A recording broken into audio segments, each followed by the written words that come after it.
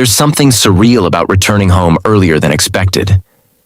The military transport plane touched down with a jarring thud, and as the engines roared to a stop, I finally allowed myself a moment of relief. 2 weeks ahead of schedule. 2 weeks closer to home. I was ready to see Elena and Liam, to breathe in the scent of my own house, and to hear my son's laughter bounce off the walls. The air at the base felt oddly quiet. No distant explosions. No urgent chatter over radios.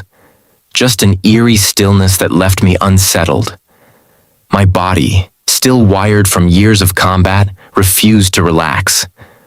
Every muscle was taut, every instinct on edge. It wasn't combat readiness, it was something else, something closer to unease. I boarded the cab that would take me back to the suburbs. The driver, a quiet man with kind eyes, seemed to sense my mood. He didn't press me with questions about my uniform or deployment. Instead, he kept his eyes on the road, the hum of the engine filling the silence. As we drove, the familiar streets began to unfurl before me. The coffee shop Elena loved, now remodeled. Liam's school with a new coat of paint and a bigger playground. Everything looked the same, yet not quite right. There were subtle changes, like time had moved on without waiting for me. But that was fine, wasn't it? Life doesn't freeze for a man on deployment. Elena and Liam had probably adjusted to their own rhythms in my absence. I'd come back and blend into those rhythms again. I'd make up for the birthdays and milestones I'd missed. At least that's what I kept telling myself. When the cab turned onto my street, I leaned forward, eager to spot the colonial-style house that had been my anchor for years. I'd replayed this moment in my head 1,000 times. Liam running into my arms, Elena's surprise turning into tears of joy. It was a picture-perfect scene in my mind. Reality, however, wasn't quite so picturesque. The first thing I noticed was the garden. Gone were Elena's beloved hydrangeas, the ones she'd spent years perfecting. In their place were generic shrubs, planted in neat rows like soldiers on parade. It was strange. Those flowers were practically her identity. Why would she replace them? Then the house itself. It was spotless, pristine even, but it looked empty, like it had been scrubbed clean of its soul. No toys scattered on the lawn. No sign of Liam's bike leaning against the porch. The curtains were drawn tight, hiding whatever was inside. As the cab rolled to a stop, Mrs. Henderson, our neighbor, stepped out onto her porch.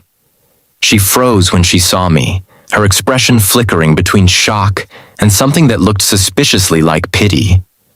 Pity? For me? She opened her mouth as if to say something, then seemed to think better of it. Without a word, she turned and hurried back inside, her door slamming shut. I paid the driver, shouldered my duffel bag, and stood there for a moment, staring at the house. My house. It should have felt like home, but it didn't. Instead, it felt like I was about to walk into enemy territory. Still, I pressed forward.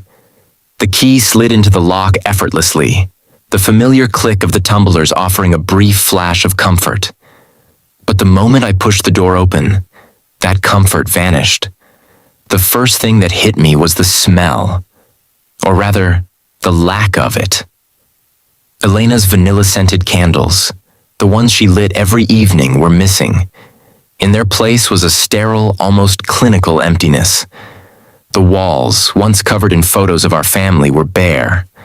The furniture was there, but it looked untouched, like a showroom instead of a living space. Nathan? Elena? I called out, my voice echoing through the silence. No answer. I walked through the house, my combat-trained senses picking up every detail. The slight scuff marks on the hardwood floor where Liam used to race his toy cars were faded. The kitchen counters, once cluttered with Elena's baking experiments, were spotless. It wasn't just that the house looked different. It felt different. Cold, impersonal, like a place waiting for someone else to move in. The only thing that looked lived in was the pile of unopened mail on the kitchen counter. bills, magazines, a few envelopes addressed to Elena. My name was conspicuously absent. I dropped my duffel bag near the stairs and stared at the emptiness around me. My instincts, honed over years of survival in hostile environments, screamed that something was wrong.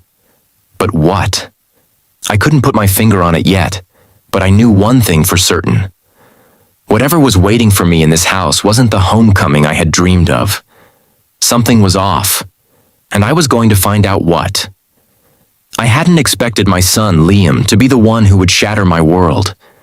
The house felt so alien, so devoid of life, that I barely had time to process it before I heard the thundering of small feet. Then there he was. Liam flying down the stairs with a speed that could rival any sprinter. "Dad!" he shouted, his voice cracking with emotion. Before I could react, he threw himself at me, nearly knocking me off balance. His arms wrapped around my neck in a grip so tight, I wondered if he thought I'd disappear if he let go. "Hey, buddy," I managed, my voice thick. I dropped my duffel and crouched to his level, pulling him into a proper hug. God, he felt so small, so fragile in my arms. His hair smelled faintly of the shampoo Elena used to buy. Coconut, maybe? I wasn't sure anymore. "I knew you'd come back," he whispered, his voice trembling. "I knew you would." "I missed you so much," I said, pulling back just enough to look at his face. His cheeks were thinner, his eyes older, too old for an 8-year-old. There was a wariness in his gaze that hadn't been there before I left. "What's wrong, Liam?" I asked, my stomach twisting into knots. He didn't answer right away. Instead, he bit his lip and looked away like he was debating whether or not to tell me something. That's when I noticed his hands. They were gripping my uniform like a lifeline, his little fingers curled into the fabric with an intensity that made my heart ache. "It's okay," I said gently. "You can tell me anything. I'm here now." He hesitated for a moment longer before blurting out, "Mom's at church." "Church?" I repeated, confused. It wasn't Sunday. Elena wasn't particularly religious either. She's getting married," he added, his voice barely above a whisper. I stared at him, the words not registering at first. My mind refused to process what I'd just heard. "Married?" I echoed, as though saying it out loud would make it make sense. "To Uncle Mark," Liam continued, his words tumbling out now. "They're all there. Grandma, Grandpa, Aunt Lucy." He trailed off, watching me carefully, waiting for my reaction. For a moment, the world tilted. The ground beneath me felt unstable, as though I'd stepped onto a battlefield riddled with hidden traps. I had to lock my knees to keep from staggering. Uncle Mark, my best friend, my supposed brother-in-arms, the man I trusted to watch over my family while I was gone. I felt a cold rage begin to simmer in my chest, but I forced myself to stay calm for Liam's sake. "Tell me everything, buddy," I said, keeping my voice steady. "When did this start?" Liam's brow furrowed as he tried to piece it together. "Uncle Mark started coming over a lot after you left. At first it was just for dinner. Then he started sleeping on the couch sometimes. Mom said it was because he was lonely." My hands clenched into fists, but I kept my tone measured. "And when did they—" "A few months ago," Liam said, his voice cracking. "I heard them talking late at night. They didn't know I was awake. They said you chose the military over us, that you didn't want to come home." My heart broke as I saw the tears welling up in his eyes. "But I didn't believe them," he added quickly, his voice rising in desperation. "I remembered what you told me before you left, that you were protecting us, that you loved us." I pulled him into another hug, letting him cry into my shoulder. My mind raced with every word he'd said, piecing together the puzzle. Mark hadn't just betrayed me. He'd inserted himself into my life, stolen my family, and manipulated my son. The sheer audacity of it burned like a fresh wound. "I never stopped loving you," I whispered to Liam. Don't you ever doubt that. He nodded against my shoulder, his small body trembling. But the more he told me, the more I realized the depth of their betrayal. The photos of me that had disappeared from the walls, the roses in the garden replaced with shrubs, the silence in the house that used to be filled with laughter. All of it had been intentional, a slow erasure of my existence. Do you want to go to the church? I asked him, my voice tight. Or would you rather stay here? Liam pulled back and looked at me, his face set with determination. I'm coming with you, Dad. I want to see their faces when they realize you're home. God, I was proud of him. My son, my brave little warrior. Then let's go, I said, my voice low and steady. It's time to remind them what loyalty really means. I stood, taking his hand in mine. The house didn't feel like a home anymore, but that didn't matter. I wasn't staying here.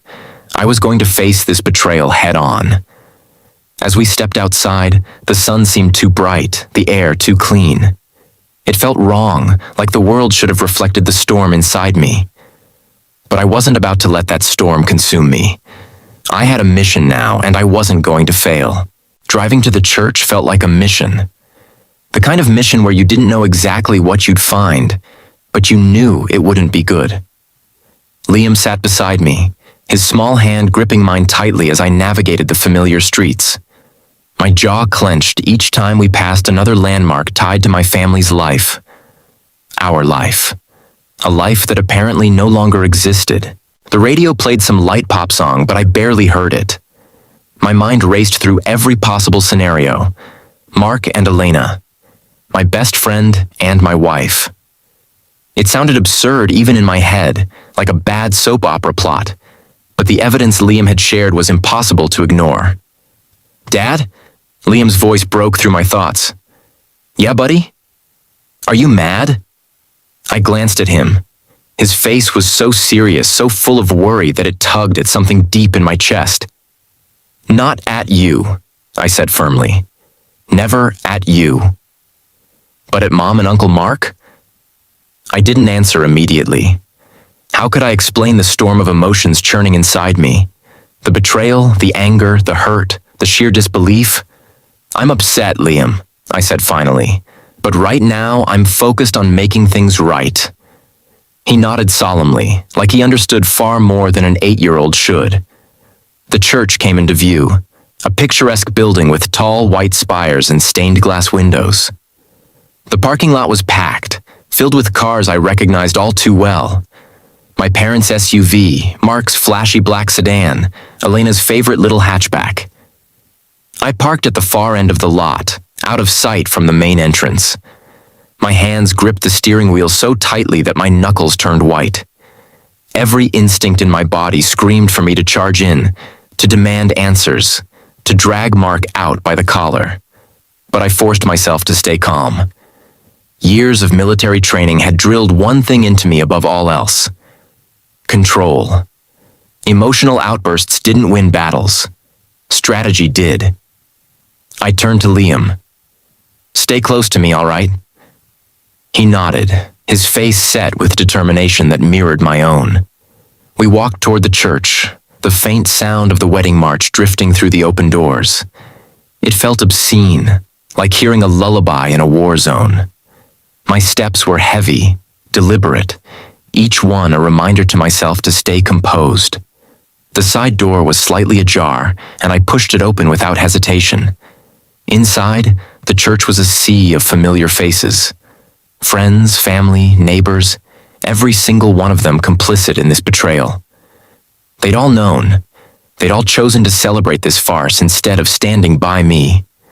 My eyes landed on the altar, and there she was. Elena, my wife, dressed in a white gown that I knew must have cost a fortune, standing next to Mark. He looked smug, self-assured, his hand resting casually on the small of her back. The organist's fingers froze mid-note as the doors banged open behind me. Every head turned in unison. a wave of gasps and whispers rippling through the congregation. I stepped into the aisle, Liam at my side. My boots echoed against the polished floor as I walked toward them, my gaze locked on Elena and Mark. "Don't let me interrupt," I said, my voice cutting through the stunned silence. "I just came to congratulate the happy couple." Mark's face turned ashen, his confident smirk vanishing in an instant. Elena's bouquet trembled in her hands, her eyes wide with shock and guilt. "Alex," she stammered, her voice barely audible. "Don't," I said sharply. I turned to face the congregation, sweeping my gaze over the sea of familiar faces. Each one seemed to shrink under my scrutiny. "Let's make sure everyone here knows what's really happening," I said, my tone cold and deliberate. "While I was overseas, fighting for this country, my wife and my best friend decided to play house. And now they've decided to make it official, with the blessing of my own family." The whispers grew louder, a nervous energy spreading through the room. "Mark," I said, turning back to him, "you stood beside me in combat. You swore to have my back. And this is how you repay me?" "Alex, listen," Mark began, raising his hands in a placating gesture. But I wasn't listening. My fist connected with his jaw before he could finish the sentence.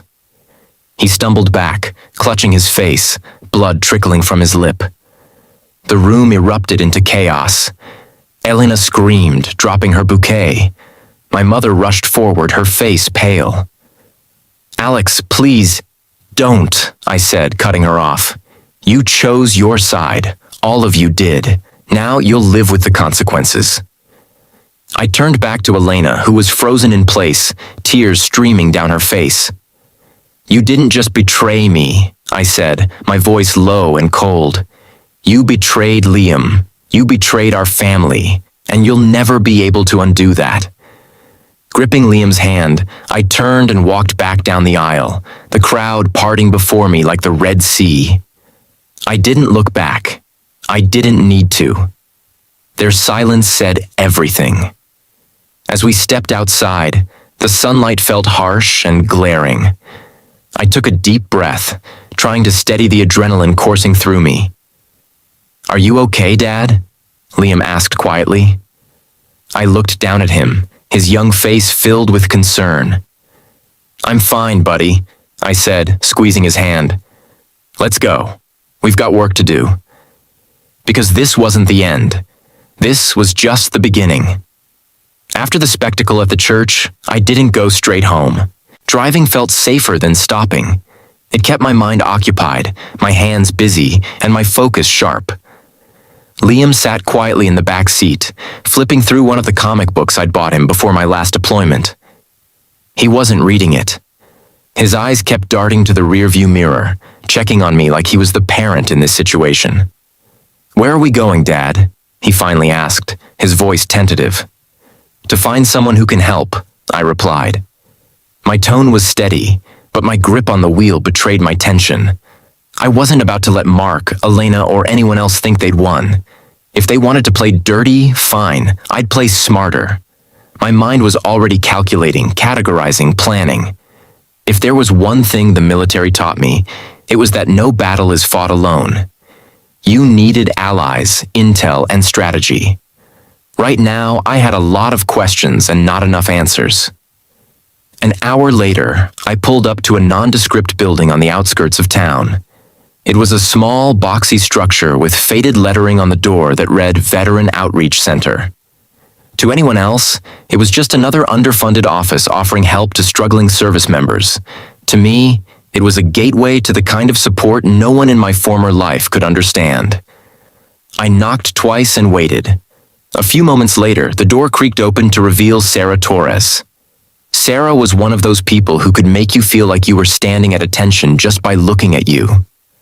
Compact, sharp-eyed, and efficient, she'd spent years in military intelligence before retiring and dedicating her life to helping veterans navigate civilian battles. I hadn't spoken to her since my deployment, but if anyone could help me piece this mess together, it was Sarah. "Alex," she said, her expression unreadable.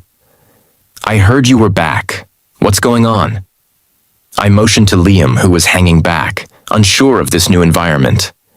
"A lot," I said, my voice grim. "Can we talk inside?"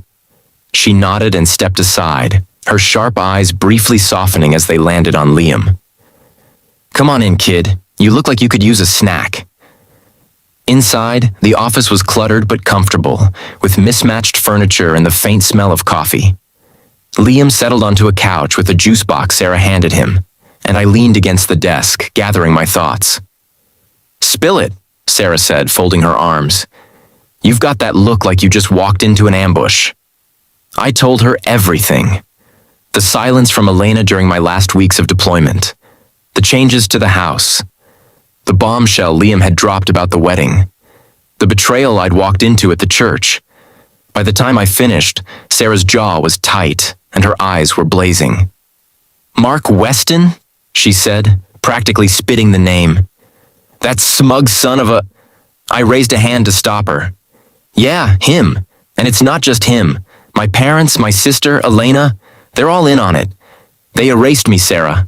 They rewrote our lives while I was halfway around the world." Sarah didn't ask the obvious questions. She knew better.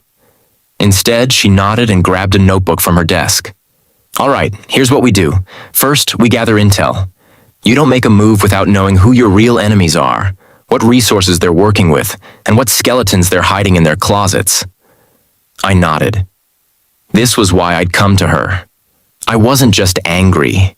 I was strategic. "Mark's got a lot to lose," Sarah continued. "If he's been moving in on Elena, he's probably made some mistakes.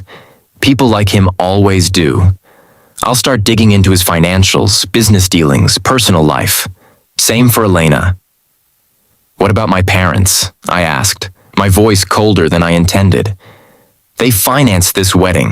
They helped him." "Then they're complicit," Sarah said bluntly. "But we start with the weakest link. Someone in that group knows something they don't want you to find out. We find them and we apply pressure. And if they don't crack, they will," Sarah said confidently. "People like them always do. They're not built for this kind of fight." I glanced over at Liam, who was focused on his juice box but clearly listening. He looked so small, so out of place in this world of strategies and counterattacks. But he was watching, learning. "Liam," I said gently, "why don't you explore the library in the back? There are some books and games there. I need to talk to Sarah for a minute." He hesitated but nodded, walking off with his shoulders just a little too stiff. Sarah waited until he was out of earshot. "How's he holding up?" "He's strong," I said. "Too strong for his age. He doesn't deserve any of this." "No, he doesn't," Sarah agreed, "which is why we're going to make sure you win this." For the next hour, we mapped out a plan. Sarah pulled up some preliminary records on her laptop, publicly available information that hinted at deeper secrets. Mark's company had inconsistencies in its tax filings. Elena had made several large withdrawals from our joint account. My parents had transferred money to an unlisted account around the same time I'd stopped hearing from them. It wasn't much, but it was a start. By the time I left the office, my head was spinning with possibilities. Liam climbed into the car without a word, and I could feel the weight of his unspoken questions. "Dad," he said finally as I started the engine, "is Miss Sarah going to help us?" "She already is," I said, glancing at him in the rearview mirror. "But this is going to take time, buddy. We're not just fighting to win. We're fighting to make sure they never hurt us again." He nodded solemnly, his little face set with determination. "Like a mission?" "Exactly," I said. "And I don't lose missions." As we drove away, I felt the first flicker of hope since stepping off that plane. This wasn't just a fight for revenge, it was a fight for justice. And I wasn't fighting alone. The days following that first meeting with Sarah felt like gearing up for deployment all over again. The difference was, this time, the battlefield wasn't overseas. It was my life. And the enemy wasn't hiding in shadows. They were people I knew, People I had once trusted. People who had no idea the war they had just invited. Sarah worked fast. Within 48 hours, she had compiled a preliminary dossier that painted a much clearer picture of the web of betrayal. She handed me the folder in her no-nonsense way, and I opened it with a mix of dread and determination. Mark Weston's finances were a mess. For all his charm and polished demeanor, he'd made some serious missteps in his business dealings. There were discrepancies in his company's tax filings, inflated projections to investors, and whispers of corner-cutting in contracts. He wasn't just morally bankrupt. He was teetering on the edge of financial ruin. Then there was Elena, my wife. Or at least, the woman who used to be. Sarah had traced several suspicious transactions back to her. A string of withdrawals from our joint savings account, always just under the limit that would trigger a bank scrutiny. The money had been funneled into what looked like personal expenses. A new wardrobe, expensive dinners, even a payment for a private getaway to a resort I'd never heard of. My parents weren't any better. They'd transferred money to Mark's account months before I returned, under the guise of family investments.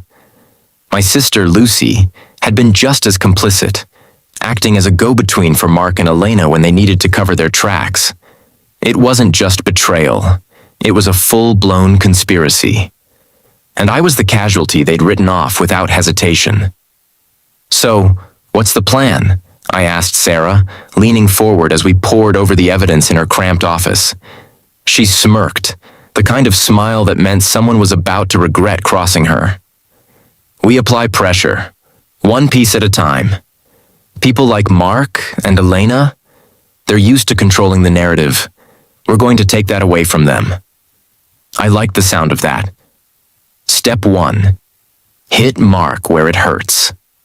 The first strike came in the form of an anonymous tip to his largest investor. Sarah's contact in the financial world forwarded documentation of Mark's shady dealings. Nothing too damning yet, just enough to make them pause and start asking questions. Within days, Mark's business partners were scrambling, pulling out of deals and freezing accounts.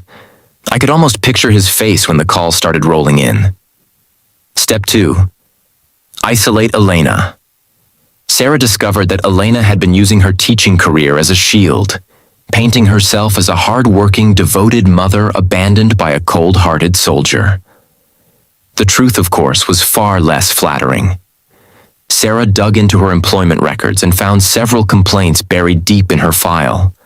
Parents unhappy with her professionalism, colleagues raising concerns about her behavior. Nothing major on its own, but when laid out in a detailed report, it painted a picture of someone unfit for the pedestal she had placed herself on. We sent that report anonymously to the school board. The result? A formal review of her position. Step 3. Expose the family's complicity. I had to force myself not to let emotions take over when it came to my parents. The betrayal still stung in ways I couldn't put into words, but I channeled that hurt into focus. Sarah found evidence of their financial involvement in Mark and Elena's wedding plans, along with email threads discussing how to handle my potential return. The emails made my blood boil. My father's calculated tone, my mother's rationalizations, Lucy's casual disregard, it was all there in black and white. They weren't just passive participants. They'd planned this, step by step. We compiled the evidence into a neat package and forwarded it to their closest friends and business associates. Anonymously, of course. It wasn't long before their phone calls to me started. I didn't answer. Step 4. Stay one step ahead. This wasn't just about striking back. It was about staying in control. Sarah and I spent hours each night mapping out every move, anticipating their responses and planning countermeasures. She taught me how to think like them, how to predict their next steps. Elena tried to regain control by spinning her story to mutual friends. Mark attempted to stabilize his business by reaching out to new investors. My parents began damage control, hosting dinners and meetings to salvage their reputations. Each time they moved, we hit back harder. The first real crack came when Mark's assistant quit, citing harassment allegations. Sarah had uncovered the complaints and ensured they reached the right ears. Without her, Mark's company began to crumble faster than he could patch the holes. Then came the school board's decision to place Elena on administrative leave. Public whispers about her personal life made her a liability they couldn't ignore. My parents lost their footing next. Invitations to social events dried up, their friends distancing themselves from the growing scandal. Even Lucy found herself on the receiving end of cold shoulders and polite rejections. Step 5. Protect Liam. Through it all, Liam was my anchor. I made sure he was shielded from the fallout as much as possible. When he asked questions, I answered honestly, but gently. I wanted him to see that justice wasn't about anger or revenge. It was about consequences. One night, as we sat on the couch watching a movie, he turned to me and said, "You're fighting for us, aren't you, Dad?" I nodded, ruffling his hair. "Always, buddy, always." The first phase of our counterattack was complete. The pieces were falling into place, but this was just the beginning. The war was far from over, and I was ready for whatever came next, because if they thought I'd let them destroy my life and walk away unscathed, they were sorely mistaken. The day the legal papers arrived felt like a fresh ambush. They were delivered by courier, neatly sealed in a manila envelope bearing the name of Elena's lawyer. I knew what they were before I even opened it. Custody. The document was thick with legal jargon, but the essence was simple. Elena and Mark were filing for full custody of Liam. Their argument? I was an unstable veteran, consumed by anger and unfit to provide a stable home environment.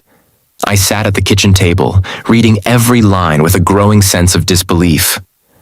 The audacity was staggering. The words painted a picture of me as a danger to my own son. A man consumed by the horrors of war, unable to distinguish reality from paranoia. I closed the folder and set it on the table, staring at it like it might bite. For a moment, anger boiled under my skin, but then Liam's voice drifted in from the living room. He was humming to himself, building some Lego structure on the coffee table, blissfully unaware of the storm brewing. I wouldn't let them take him. Not now, not ever. The first call I made was to Sarah. "This isn't just a battle," I said, my voice low and steady. "It's war now." Sarah, calm as ever, responded without missing a beat. "Then let's make sure you're ready. Send me the papers, and I'll start digging. You're not fighting this alone, Alex." It was the first time I allowed myself to feel a flicker of relief. Within days, Sarah had put together a counteroffensive that would make any general proud. First, she introduced me to Maria Gonzalez, a family law attorney with a reputation for being as sharp as a scalpel. Maria was a force of nature, the kind of lawyer who could smile while tearing an opponent's argument apart. She reviewed the custody filing, her expression growing darker with each page. "They're trying to weaponize your military service against you," she said, her voice tight with anger. "It's disgusting, but not unexpected. The good news is, we have the truth on our side, and we're going to use it." She explained our strategy. It wasn't just about defending me, it was about exposing them, their manipulations, their lies, their attempts to alienate Liam from me.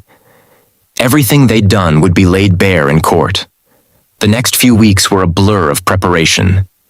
Sarah worked her magic, gathering evidence that painted a very different picture from the one Elena and Mark were trying to sell.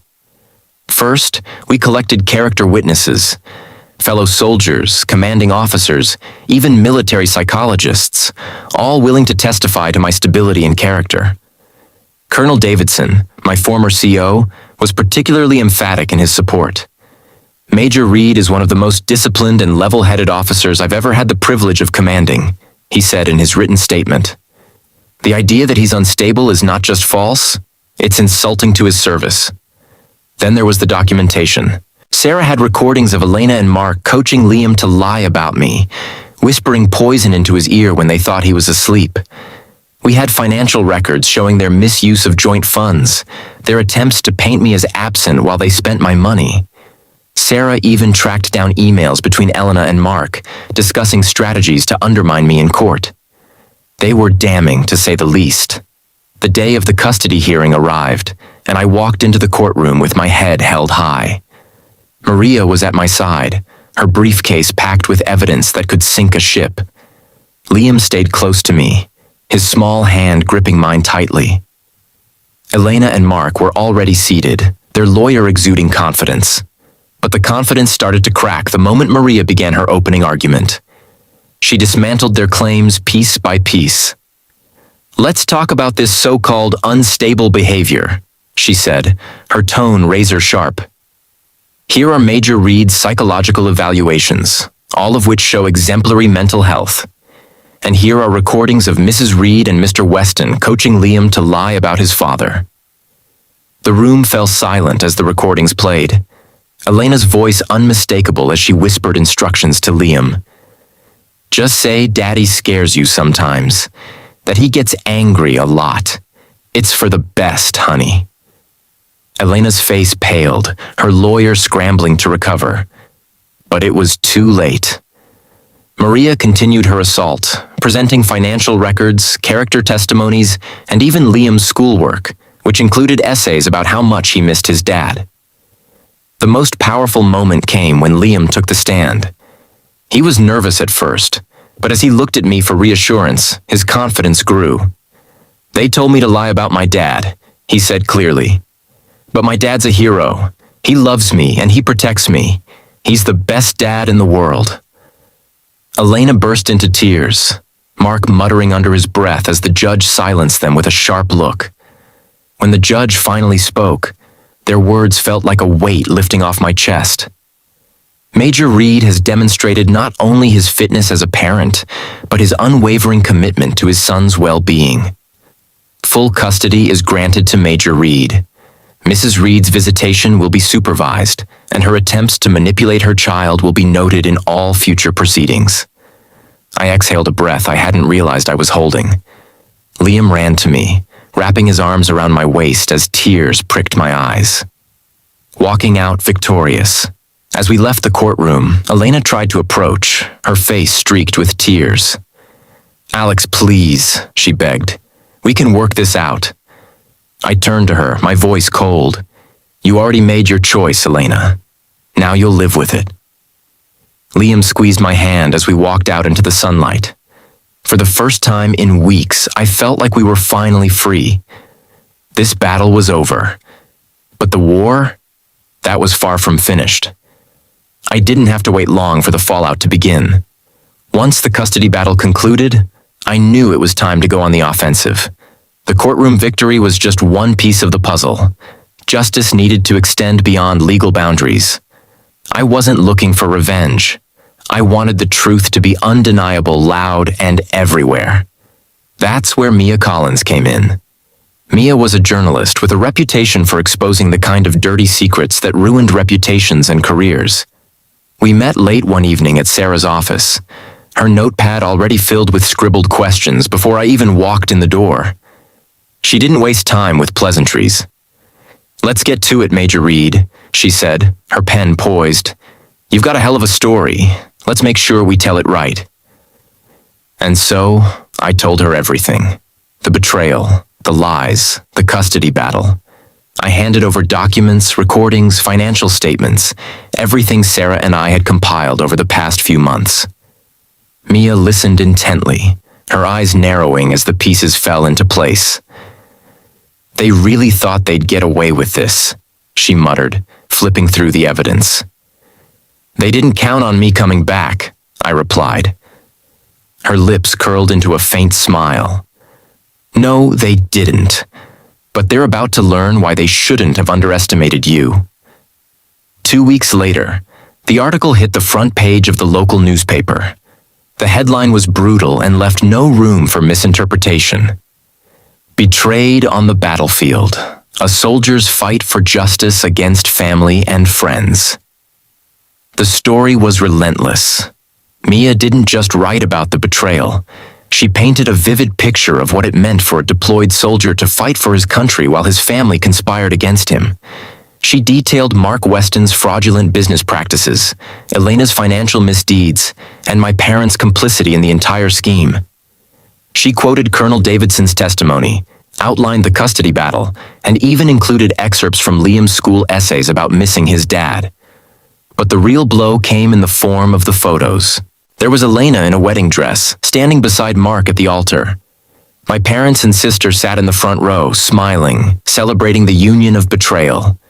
Juxtaposed with these were images of me in combat zones, surrounded by fellow soldiers, living through conditions they couldn't even begin to imagine.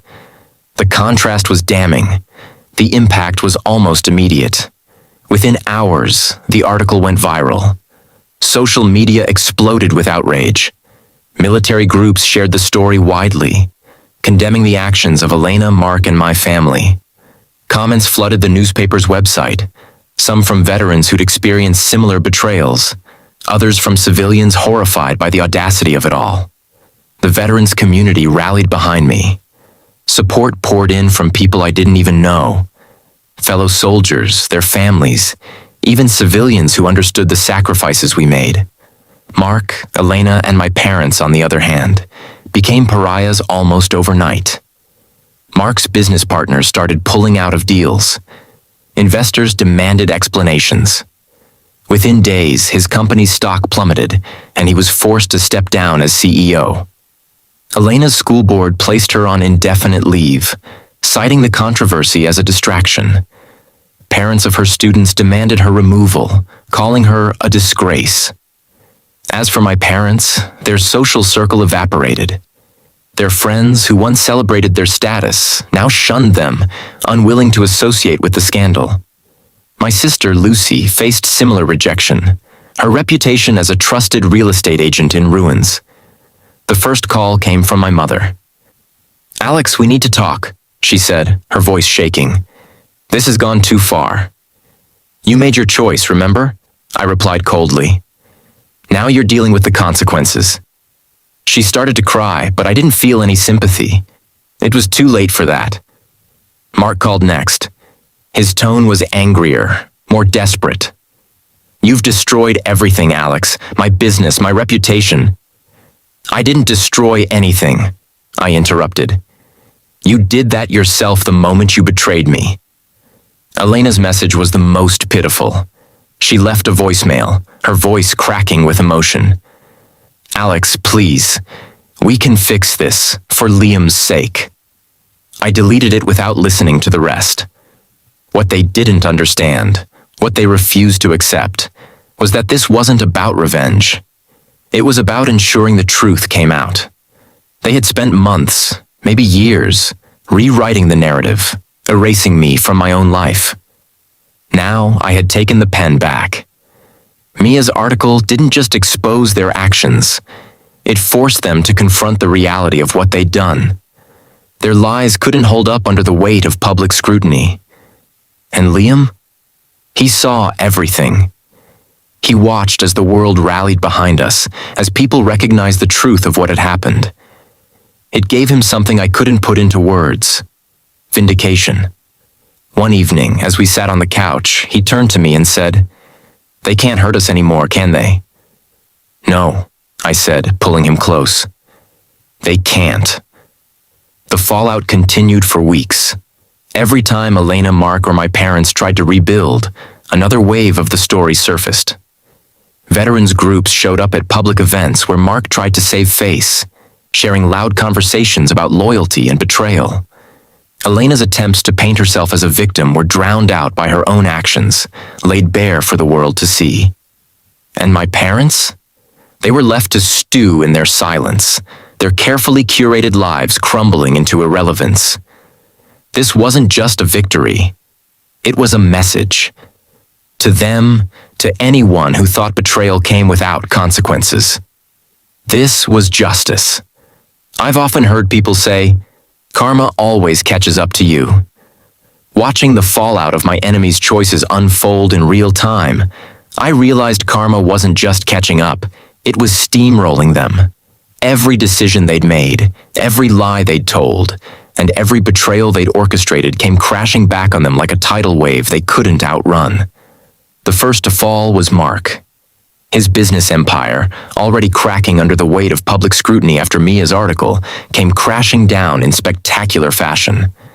Anonymous tips, courtesy of Sarah's impeccable intelligence work, revealed fraudulent contracts, falsified tax filings, and misappropriation of funds.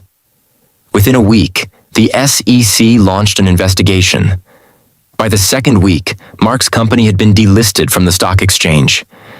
Investors pulled out faster than rats fleeing a sinking ship. Mark tried to keep up appearances, but the stress was visible. The last surveillance footage Sarah sent me showed him pacing outside his office building, sweat soaking through his tailored suit as he barked into his phone.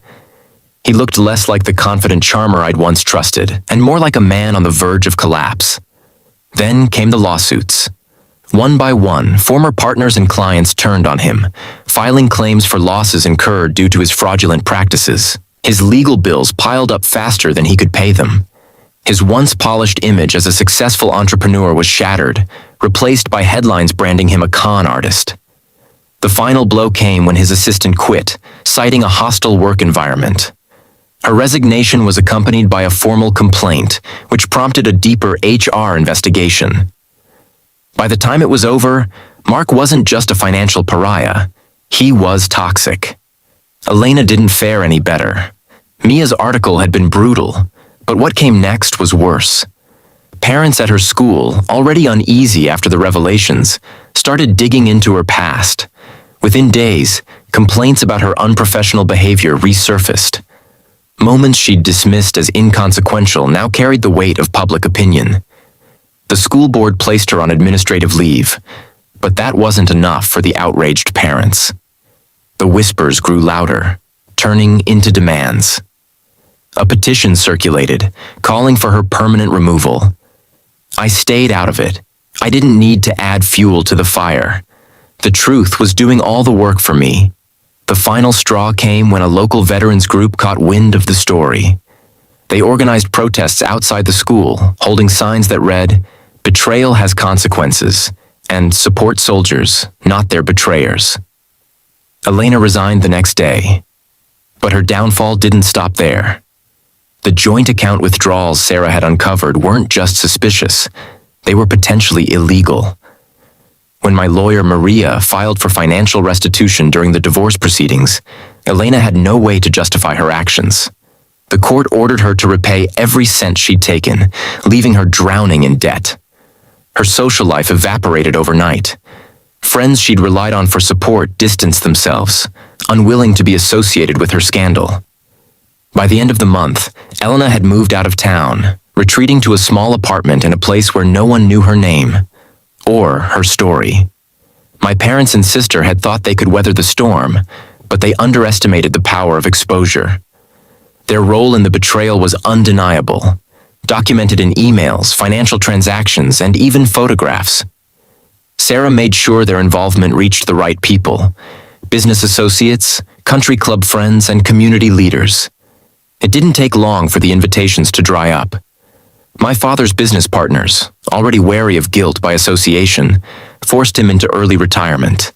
His carefully curated reputation as a shrewd and reliable businessman was replaced by whispered conversations about his unethical behavior. My mother's social standing, once her pride and joy, disintegrated. Every charity board and committee she'd chaired asked for her resignation. Her friends, unwilling to risk their own reputations, cut ties without hesitation. Lucy, my sister, faced the harshest consequences. Her real estate career was built on trust that evaporated the moment her role in the betrayal became public knowledge. Clients canceled contracts, her license was suspended, and she found herself facing financial ruin. Her marriage didn't survive the fallout. Her husband, furious at the financial and social repercussions of her actions, filed for divorce. The most satisfying part of their ruin wasn't watching them fall. It was knowing they had done it to themselves. I hadn't lifted a finger to fabricate evidence or twist the truth. Everything they suffered was the direct result of their own actions, laid bare for the world to see. Mark lived in a cramped apartment by the end of it, working a menial job to scrape by. Elena tried to rebuild her life in another state, but whispers of her past followed her wherever she went. My parents retreated to their vacation home, but even there, they couldn't escape the stigma. Lucy, once so smug in her position, ended up working a retail job just to keep the lights on. As for me, I didn't feel triumph or satisfaction, just relief. Relief that Liam and I could finally move forward, free from their manipulations. One night, as Liam and I played a game of chess at the kitchen table, he looked up at me and asked, "Dad, why did they do it? Why did they hurt us?" I paused, considering my words carefully. Sometimes, buddy, people let their selfishness get the better of them. They think they can take shortcuts and not pay for them, but life doesn't work that way. He nodded solemnly, then moved his knight to check my king. Well, they lost. I smiled, ruffling his hair. Yeah, they did. Because at the end of the day, this wasn't just about winning. It was about ensuring they could never hurt us again. The truth had been their undoing. And Liam and I, we were finally free. Rebuilding a life after betrayal is like rebuilding a house after a storm. It's messy, slow, and requires a solid foundation. The victories in court and the fallout from exposing the truth were just the beginning. Liam and I still had to pick up the pieces of what had been shattered. The first few weeks in our new rental home were strange. The walls were bare, the rooms too quiet, and the air carried a weight I couldn't shake. But as I sat on the couch one evening, watching Liam quietly stack his Legos, I realized the only way forward was to rebuild. Not just a home, but a life. Liam needed consistency. He needed to know that no matter what happened, I was there for him. Every morning I made breakfast, burnt toast and scrambled eggs at first, but I got better. I walked him to the bus stop, something I'd never done before deployments. When he got home, I was there, asking about his day, helping with homework, and playing catch in the yard.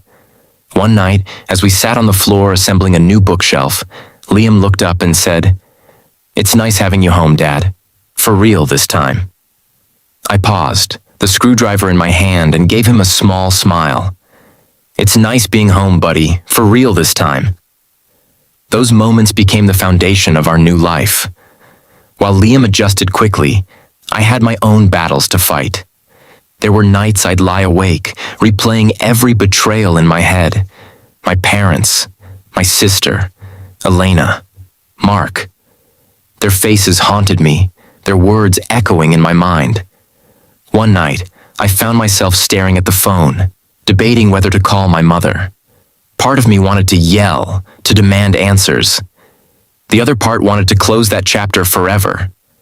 I chose the latter. Instead of focusing on the past, I threw myself into creating a future for Liam and me.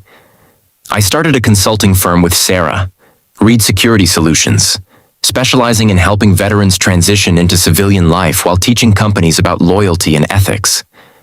It felt good to work with people I trusted, building something that mattered. Liam had questions, lots of them. Why did Mom and Uncle Mark do what they did? Why didn't Grandma and Grandpa stop them? Why did people hurt others? I didn't have all the answers, but I knew one thing. I wanted Liam to grow up understanding the importance of honor and integrity. We had long talks over dinner, playing chess, or while walking the dog we'd adopted, his idea, of course. I told him stories about my time in the military, about the men and women who'd stood beside me, about the sacrifices we made for each other. Loyalty matters, buddy, I'd say. It's what makes us strong, what makes us good. I won't be like them, he replied one evening.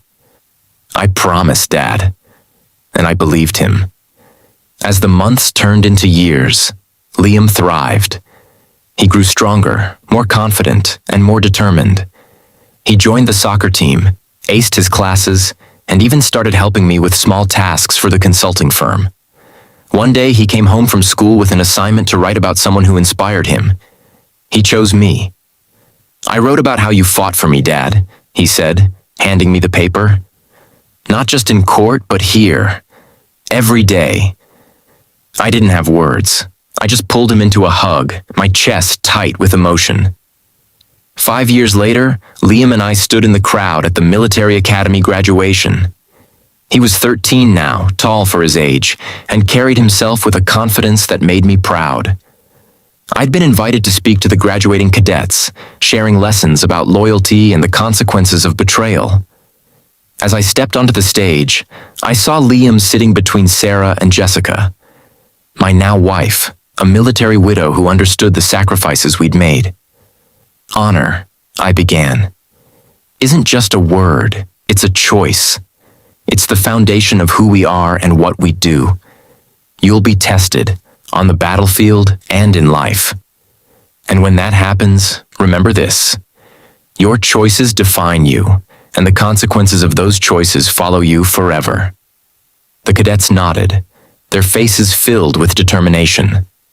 And in the audience, Liam's eyes shone with pride. That evening, as we returned home, Liam asked, "Do you think they regret it? What they did to us?" I thought about it for a moment. "Probably," I said, "but their regret isn't what matters. What matters is that we didn't let it break us. We built something stronger." He smiled, nodding. "Yeah, we did." As the sun set outside, painting the sky in hues of orange and pink, I felt a sense of peace I hadn't felt in years. Liam was happy. Our life was stable. And the people who had tried to destroy us were living with the consequences of their choices. We didn't just rebuild our lives. We built a legacy. One founded on honor, resilience, and the unshakable bond between a father and his son. And as I watched Liam laughing with Jessica in the kitchen, I knew we had something they could never take away. A future filled with hope, strength, and truth. For the first time in a long time, I felt free.